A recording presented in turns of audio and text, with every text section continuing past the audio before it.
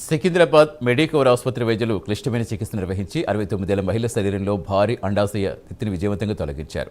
హైదరాబాద్కు చెందిన 69 ఏళ్ల రోదాభాయ్ భారీ అండాశయ తిత్తి కారణంగా కడుపులో తీవ్ర అసౌకర్యం, ఒత్తిడితో బాధపడుతూ మెడికవర్ హాస్పిటల్లో చేరారు. ఆమె ఇప్పటికే తీవ్ర గుండె జబ్బుతో బాధపడుతున్నారు. దీంతో చికిత్సతో పాటు మత్తుమంది ఇవ్వడం కూడా అధిక ప్రమాదంతో కూడుకుందని తెలిపారు వైద్యులు. ఈ నేపథ్యంలో బహుళ విభాగాల వైద్య నిపుణులు ప్రత్యేక ప్రణాళిక రూపొందించి చికిత్స ద్వారా భారీ అండాశయ తిత్తి తొలగించారు.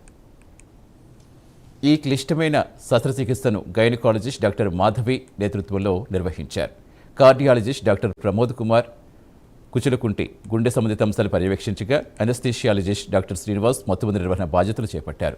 చికిత్సకు ముందు, చికిత్స సమయంలో, తర్వాత రోగి పరిస్థితి నిరంతరం పర్యవేక్షిస్తూ ముగ్గురు నిపుణుల సమన్వయంతో చికిత్స చేస్తారు. అధిక ప్రమాదం ఉన్న కేసుల్లో ఆధునిక వైద్య సదుపాయాలతో పాటు వివిధ విభాగ నిర్వహణల సమన్వయం కీలకమని మెడికవర్ ఆసుపత్రి వైద్యులు తెలిపారు.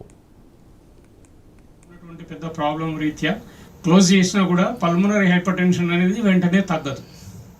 సో అందువల్ల నేను అనుకున్నానంటే ఇది మనం సర్జరీ చేస్తే ఆమెకు కొంత బెనిఫిట్ అవుతుంది, తర్వాత మనం ఏఎస్డి అనేది చూడొచ్చు అనేది. సో అది ఒక కీలకమైనటువంటి అంశం. అందులో మేమందరం కలిసి మాట్లాడుకొని వీళ్ళకి సర్జరీ చేస్తే బెటర్ అవుతుంది, ఎందుకంటే చాలా పెద్ద ట్యూమర్ అది. ఒక్కొక్కసారి అది రప్చర్ అయితే వెంటనే ప్రాణాలు కూడా కోల్పోయే ప్రమాదం ఉంటుంది అని మేము మాట్లాడుకోవడం జరిగింది.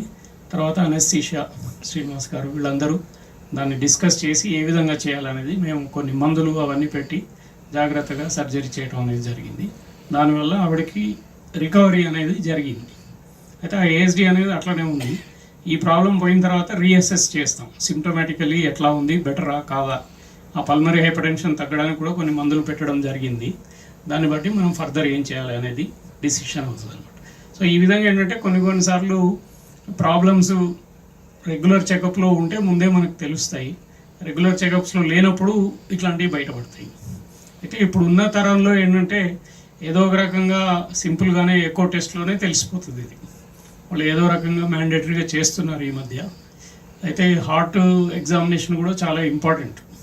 ఇప్పుడు నార్మల్గా బేబీ కోసం రెగ్యులర్గా టిఫా స్కాన్ అవి చేస్తున్నారు గైనకాలజీలో ఆబ్స్టెట్రిక్స్ వాళ్ళు. అదే సమయంలో హార్ట్ కూడా ప్రిలిమినరీ చెకింగ్ చేస్తే బాగుంటుంది. ఇట్లాంటివి ఏమైనా ఉంటే ఆ టైంలో మనం పట్టుకోగలుగుతాం. డాక్టర్ గారు చెప్పినట్టు ఇది చాలా కాంప్లికేటెడ్ కేసు. నా 16 ఇయర్స్ ఎక్స్పీరియన్స్లో ఇట్లాంటి కేసులు మేబీ ఒక 10-15 చేసి ఉంటాను. అంటే రేర్ అనే విషయంలో చెప్తున్నారు. ఇట్లా ఓవేరియన్ సిస్ట్లో అవి చాలా చేసాం, బట్ ఇంత సైజ్ ఓవేరియన్ సిస్ట్ అనేది చాలా అరుదుగా వస్తుంది. ఈ పేషెంట్ వచ్చేటోడికి మల్టిపుల్ ప్రాబ్లమ్స్ ఉన్నాయి. ఒకటి సార్ చెప్పినట్టు ఏఎస్డి అంటే పై గుండెలో కన్నం ఉంది, చిన్న కన్నం ఉంది. దానివల్ల ఏంటంటే మనకి లెఫ్ట్ టు రైట్ వెళ్తుంది యూజువల్ చిన్న కన్నం ఉంటే. ఈ ఓవేరియన్ సిస్ట్ కూడా యాడ్ అవడంతో రైట్ టు లెఫ్ట్ వెళ్ళింది, అంటే చెడు రక్తం మంచి రక్తంతో కలిసిపోయింది. దీనివల్ల మనకి ఎనస్థీషియా ఇష్యూస్ కూడా ఉంటాయి. ఒకటి ఆక్సిజనేషన్ ఇష్యూ వచ్చే అవకాశం ఉంటుంది, ఎందుకంటే చెడు రక్తం వెళ్తుంది. చాలా హార్డ్ అనమాట వెంటిలేట్ చేయడం. సో దాన్ని కూడా మేనేజ్ చేసుకుంటూ చేయాలి. అలాగే ఇది కడుపులో మెయిన్ రక్తనాళాలని కంప్రెస్ చేస్తూ ఉంటుంది, దానివల్ల బీపీ కూడా మెయింటైన్ అవ్వదు సరిగ్గా.